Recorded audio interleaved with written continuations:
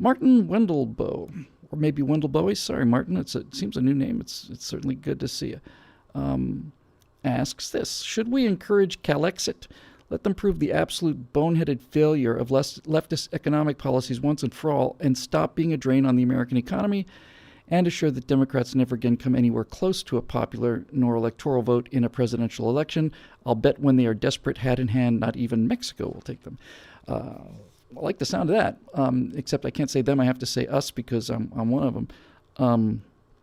It's amazing how the Trump victory has brought out they brought out little tiny little flashes of manhood and citizenship and self-sufficiency, and it doesn't last very long because none of them really act on it. But when Trump became president and they're all saying we should go get guns, it's like, yeah, that's a really sound idea.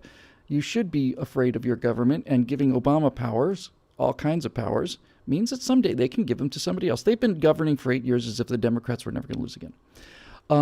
So that is really, let me look at this again. Yeah, California exit. So on some level, the idea of them talking about California leaving the Union is just really kind of fun. It's interesting to hear, and I think it's a good thing for the country. I love the idea that liberals and progressives are actually considering the idea of dissolving the Union. That's an indication of, well, first of all, in their case, it's not based on anything theoretical or no principles involved. They just hate Trump, and they want to, if they can't win, they turn around and go home. These are people who, if they can't win, they take their football and go home. So I think it's great. Let me tell you why I wanted to take this question. Well, first of all, it was a highly ranked question. Did I say Martin? It's Merlin. Beg your pardon. How do I make a mistake like that?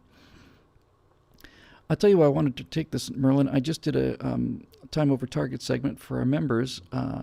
That's a show where I get questions from members, and I answer in 3 minutes to the second. I got a countdown clock, and I wrap everything up right at 3 minutes.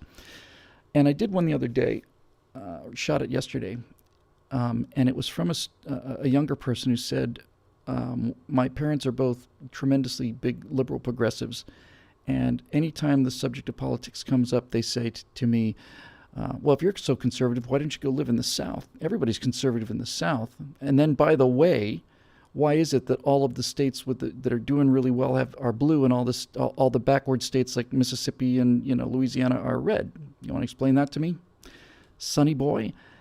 And I thought, yeah, I'd be happy to explain that to you.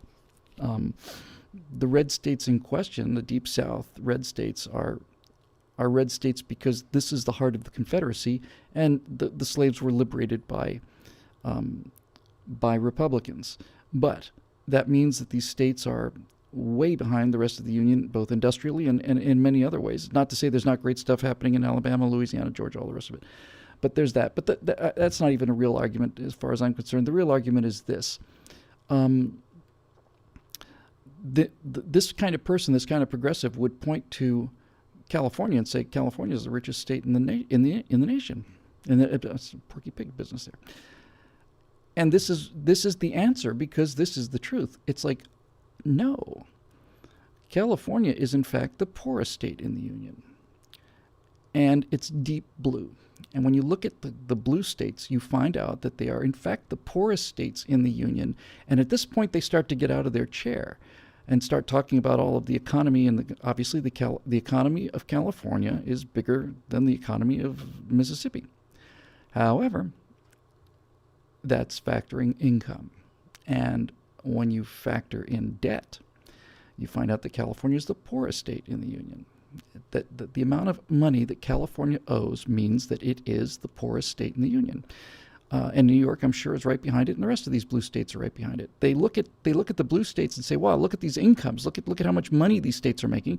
They're making that kind of money because they have high urban population density. But the debt that they accrue is unbelievable. And if you have a $1 trillion deficit, I don't know what California's is, but it's getting there. And you're making a certain amount of money, and you refuse to accept the fact that you're making money because you're printing money and because you're borrowing money against the future. It's not hard to get a real economy revving up if you're able to basically take money that doesn't exist and give it to people. So California is not the richest state in the union. It's the poorest state in the union. It's got the biggest deficit, biggest debt. Texas, on the other hand, a nice red state, although it's getting a little pink, and I talked about that in a minute too. Texas, on the other hand, is in fact, I don't know if it's the richest state in the country. It should certainly be close to that, because not only do they have tremendous income, they have essentially very little debt, at least compared to the blue state model. And that's pretty much the end of the argument, because these progressives are looking at income and size of the economy. They're not looking at a balance sheet, because they don't know what a balance sheet is. They absolutely have no idea. And then, of course, the real proof of the pudding is, hey, I got a vote and you got a vote. I've got an opinion, you got an opinion. But which way are the rafts going? They're going from Cuba to Florida. They're not going from Florida to Cuba to get to the free health care. They're risking their lives to come to the United States. So United States wins, and the United States wins because there's empirical evidence of it every day. And likewise for this red state, blue state thing, the empirical evidence is if these progressives were right, then people would be leaving Texas in huge numbers to go to California. Because California being so much more successful than Texas, that's exactly what would happen. But that ain't the way the car's going. The cars are going the other way. They're leaving California in droves. They're going to Texas, and there's so many Californians in Texas now that this is the progressive mindset, really. All you have to know about these people is we're gonna pick up our roots, and we're going to leave the best climate in the world. We're going to move to Texas, which, let's just say, cannot make that claim. And we're going to do it because the economic opportunities are so great and California is so strangled that we liberals are going to leave our little paradise and we're going to go to Texas because we can do so much better there. And the second these people get to Texas, they start voting like progressives and Texas starts turning blue. It's like it's kind of like a kid that steps in dog poop and then decides to brush his feet off and then walks across the street and brings his own dog poop with him in a little bag. And then when he gets across the street to where he is now, he opens up the bag, puts it down, and steps in it again.